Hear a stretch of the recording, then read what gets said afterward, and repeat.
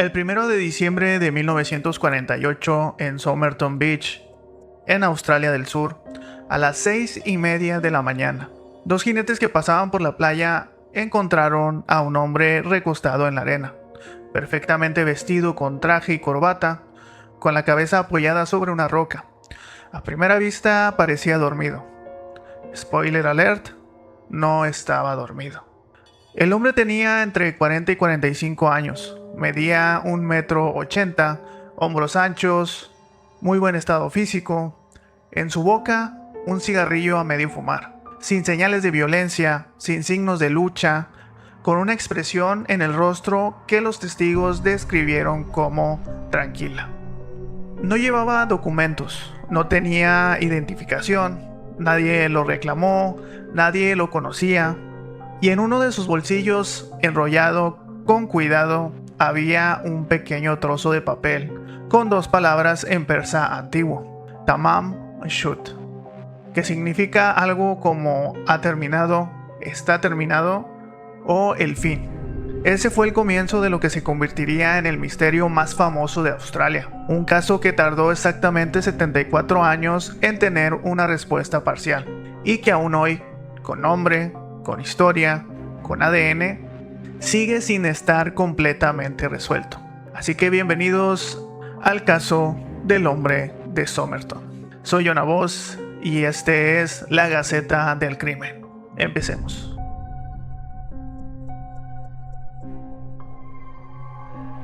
Vamos a empezar por lo básico. ¿Qué sabía la policía el día que encontraron el cuerpo? Sabía que el hombre estaba elegantemente vestido. Traje café, corbata, zapatos lustrados. Eso en una playa australiana en verano ya es raro de por sí. No exactamente la vestimenta típica de alguien que fue a tomar el sol. En el bolsillo del saco, un atado de cigarrillos marca Army Club. Pero adentro había cigarrillos Kencitas. Detalle pequeño, pero extraño. ¿Por qué mezclaría dos marcas de cigarrillos? También encontraron una cajita de fósforos, un paquete de chicles, dos boletos de transporte, uno de autobús y el otro de tren, y el papel con las palabras en persa. Lo que no encontraron fue igualmente perturbador. Ningún documento de identidad, ninguna billetera con nombre, ninguna carta, ninguna foto, ningún objeto personal que dijera quién era esta persona. Y entonces llegó el detalle que convirtió un caso raro en un misterio de proporciones épicas. Todas las etiquetas de su ropa habían sido cortadas. No una o dos, todas. Absolutamente todas. Cuidadosamente removidas de cada prenda que llevaba puesta. Alguien, ya sea él mismo o alguien más, se había tomado el trabajo de eliminar cualquier marca que pudiera identificar su ropa.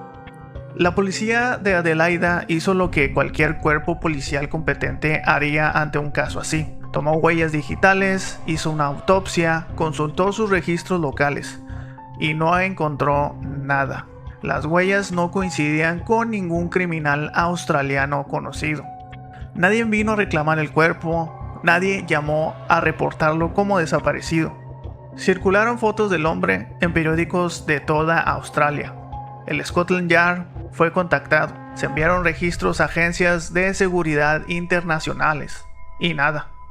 El hombre era, en todos los sentidos posibles, un fantasma. Como el cuerpo no podía quedar en la morgue indefinidamente, el 10 de diciembre de 1948, 9 días después de ser encontrado, lo embalsamaron. Dato curioso, fue el primer caso en la historia de la policía australiana en el que se tomó esa decisión. Antes de saber quién era, antes de entender cómo murió, lo preservaron porque presentían tal vez que este caso iba a durar. Y no tenían ni idea de cuánto.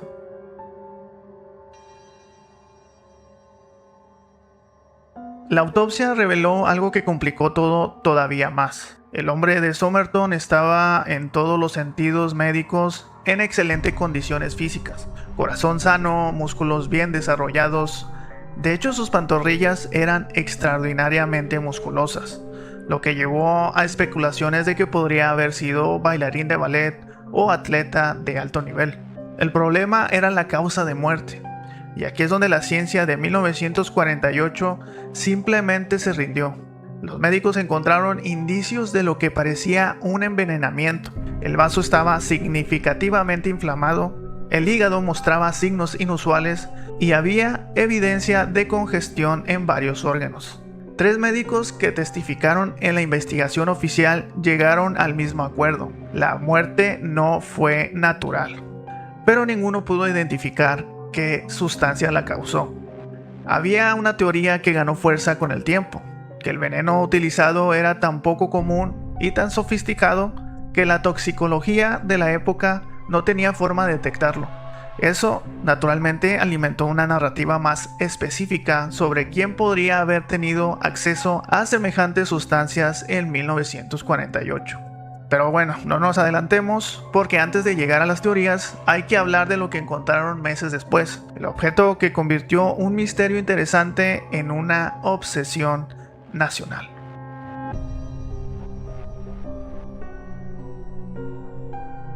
En enero de 1949, 2 meses después de encontrar el cuerpo, la policía recibió un tip. Un hombre había encontrado un libro abandonado en el asiento trasero de su auto, estacionado cerca de la playa de Glenelg, no muy lejos de donde apareció el cadáver. El libro llevaba meses ahí, ignorado. Era una edición en inglés del Rubaiyat de Omar Khayyam, una colección de poemas del filósofo y matemático persa del siglo XI. Un libro de poesía, raro, sí, pero no es exactamente una lectura de playa.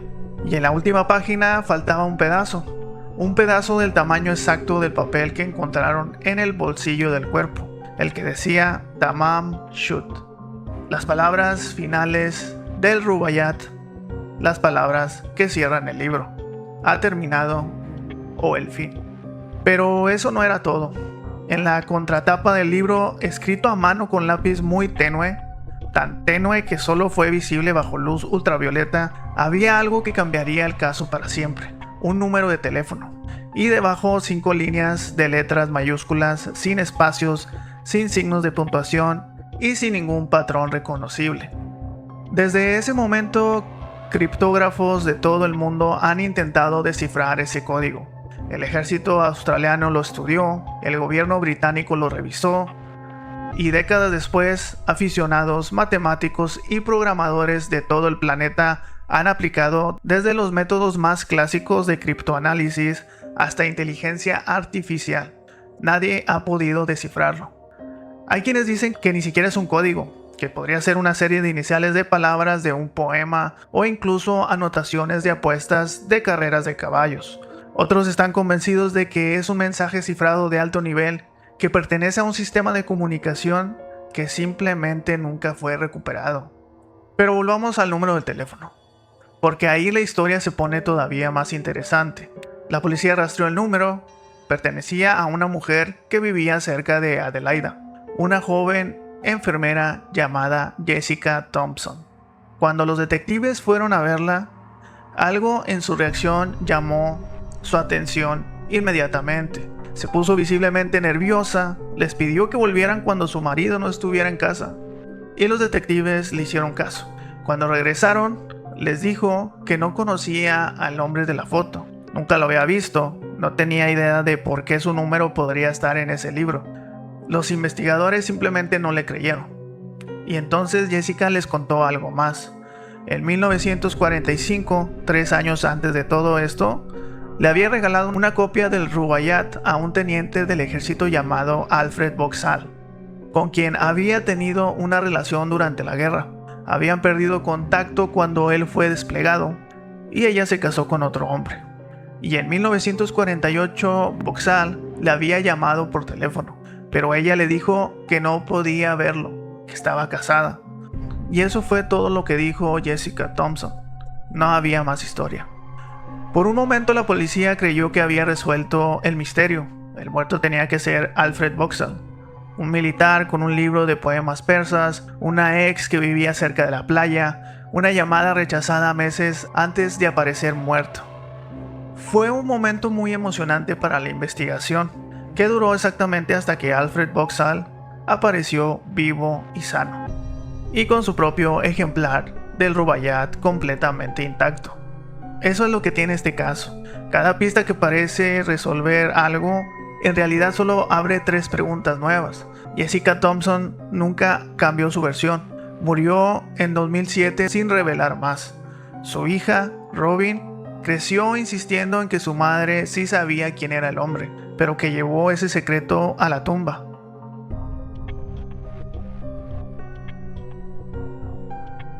Y ahora llegamos a la parte moderna de la historia. Y aquí hay que hablar de un hombre, el profesor Derek Abbott, de la Universidad de Adelaida. Abbott conoció el caso del hombre de Somerton a mediados de los 90, como tantos otros australianos que crecieron escuchándolo casi como una leyenda urbana. La diferencia es que Abbott era experto en ingeniería biomédica y ADN, y algo en este caso no lo dejó dormir.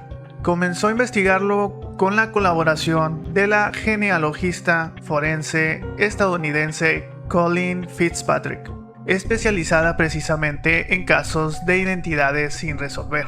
El primer problema, el cuerpo había sido exhumado brevemente en los 90 para algunos estudios, pero nunca se había obtenido muestras de ADN útiles. Para lograrlo, Abbott necesitaría acceso al cuerpo o algo que tuviera material genético del cuerpo. Y entonces alguien recordó algo. Cuando embalsamaron el cuerpo en 1948, hicieron un molde de yeso de su cara, una máscara mortuoria.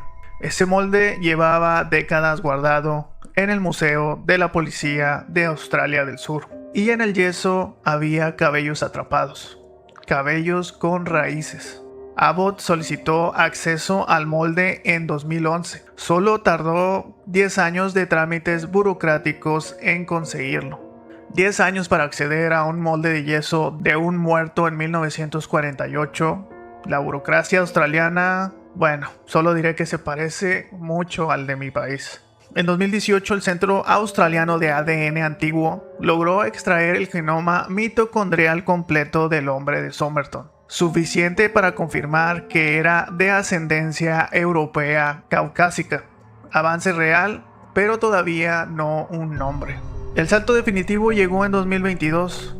Abbott y Fitzpatrick subieron el perfil de ADN a base de datos genéticos públicos como el GED-Match y el Family Tree DNA. Encontraron coincidencias con primos lejanos, de ahí construyeron un árbol genealógico de más de 4,000 personas, totalmente a mano, usando actas de nacimiento, registros de censo, obituarios y archivos de periódico. 4,000 personas eliminadas una por una, hasta que quedó un nombre cuyos familiares coincidían genéticamente, un hombre que había desaparecido de todos los registros oficiales en abril de 1947, un hombre que crucialmente no tenía documentación de su muerte en ningún archivo australiano. Él era Carl Charles Webb, ingeniero eléctrico y fabricante de instrumentos, nacido el 16 de noviembre de 1905 en Footscray, Victoria, 43 años al momento de su muerte. Y entonces empezaron a encajar piezas que llevaban décadas sueltas. En Tamaz Shute, la hermana de Webb se había casado con un hombre llamado Thomas King. Existió una maleta encontrada en la estación de trenes de Adelaida después de la muerte de Webb, y en ella varias de las prendas tenían escrito el nombre de King o King. No eran de un desconocido, eran marcas de identificación de ropa familiar. Webb era aficionado a describir poesía, apostaba en carreras de caballos. Eso explicaría tanto el libro de poemas como el posible código, que podría ser simplemente nombres de caballos o un sistema personal de anotaciones. Y más perturbador, documentos de divorcio y testimonios familiares revelaron que Webb escribía frecuentemente sobre la muerte y que tenía antecedentes de comportamiento autodestructivo.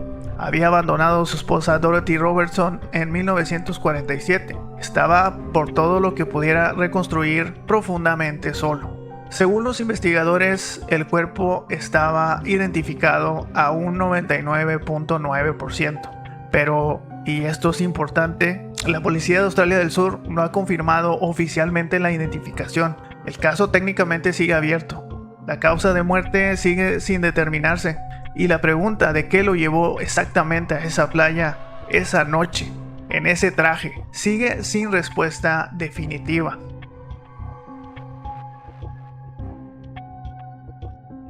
Entonces, ¿qué resolvió el ADN y qué no? Resolvió el quién. Carl Webb, ingeniero, nacido en Melbourne, 43 años de edad a la hora de su muerte. No resolvió el cómo murió, no resolvió por qué estaba en Adelaida, no resolvió qué relación tenía, si es que tenía alguna, con Jessica Thompson, no resolvió si el código en el libro significaba algo o no, y no resolvió si murió solo, por su propia decisión, o si alguien lo ayudó a morir. Hay algo casi poético en eso. Un caso que durante 74 años fue un misterio total, sin nombre, sin historia, sin nada. Ahora tiene nombre e historia, pero sigue siendo un misterio, solo que ahora es un misterio con cara humana. Carl Webb no era un espía soviético, no era un bailarín de ballet con una doble vida. Era un ingeniero eléctrico de Melbourne que perdió a su esposa, que escribía poemas sobre la muerte y que en algún momento de 1948 terminó en una playa en Adelaida con un trozo de papel que decía que había terminado o que era el fin, en un idioma que casi nadie hablaba en Australia. ¿Qué pasó exactamente esa noche? Eso, y por ahora, el buen Carl Webb se lo llevará con él.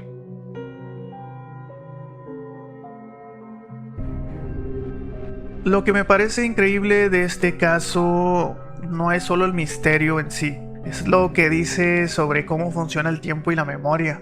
Durante 74 años Carl Webb existió para el mundo solo como el hombre de Somerton, un símbolo, un enigma, una leyenda.